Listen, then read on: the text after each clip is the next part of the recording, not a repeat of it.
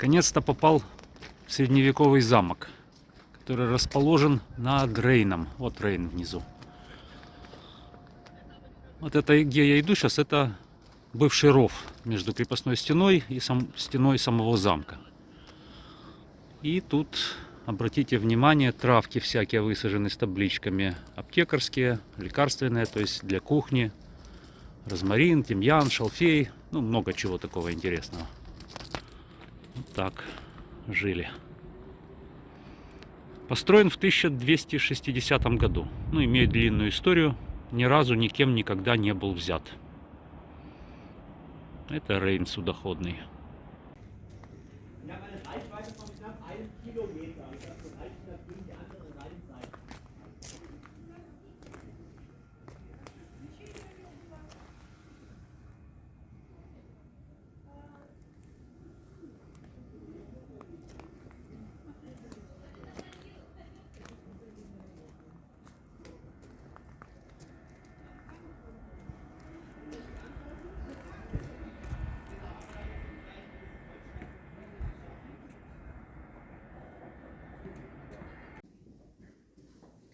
Так, это столовая.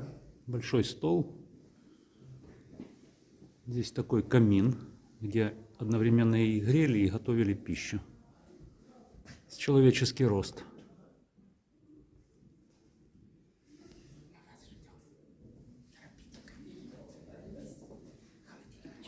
А это холодильник. Сюда накладывали лед сверху, а в нижней части холодный воздух, опускающийся, охлаждал пищу.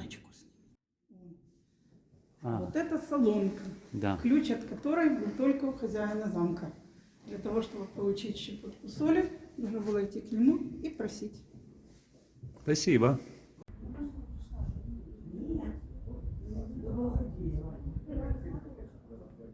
Вот это умывальник средневековый. Видите, чаша каменная, кувшины стоят и сливное отверстие, которое выходит просто на улицу.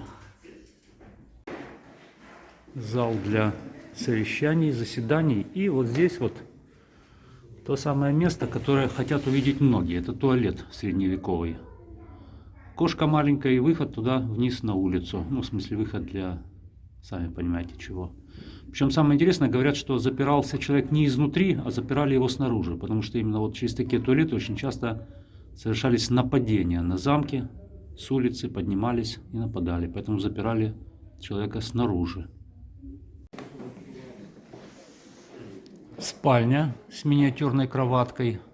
Все удивляются, ну да, потому что спали полулежа. Спать лежа считалось как бы похожим на смерть, поэтому всегда с приподнятым изголовьем спали. Естественно, гобелены, ну не знаю, насколько они старинные.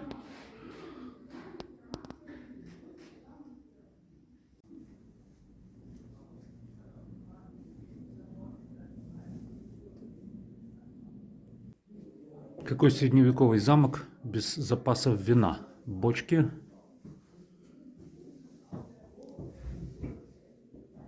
Кувшины, в которых вино носили в замок. Здесь наливали и носили. Меха специальные, чтобы вино выливать без осадка, сцеживать. Вода была плохая, поэтому в основном пили вино сухое. Оружие. Оружейная комната.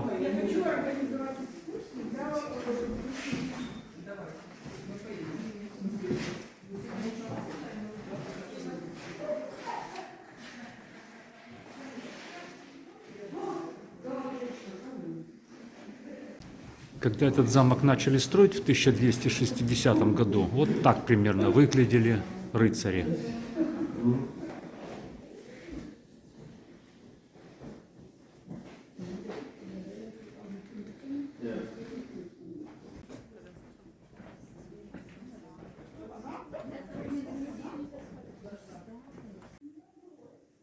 Естественно, имеется и пыточная комната.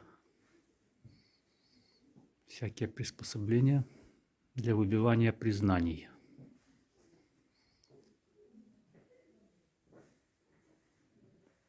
Вот это интересно, маски. Маски одевали по разным причинам. Вот слева маска — это свинья, это тем, кто изменял. Справа маска вертикально стоит, это шпионам. Внизу маски, которые одевали на тех, кто врал, лгал, обманывал. Ну что, понравилось тебе? Ты знаешь, очень понравилось. Дело в том, что ведь в Крыму на самом деле тоже были вот такие вот укрепленные замки в горах, но от них фактически уже ничего не осталось. Остались только фундаменты, какие-то фрагменты стен. Приходится все это себе там фантазировать, визуализировать все это, как это было. Даже Судакская крепость, ее ведь фактически отстроили заново, ну, для музея. А здесь, в Европе, вот в Германии, это все сохранилось в первозданном виде. В каких-то до сих пор живут люди, ну, потомки какие-то или те, кто выкупили их. А какие-то выкуплены под музеи.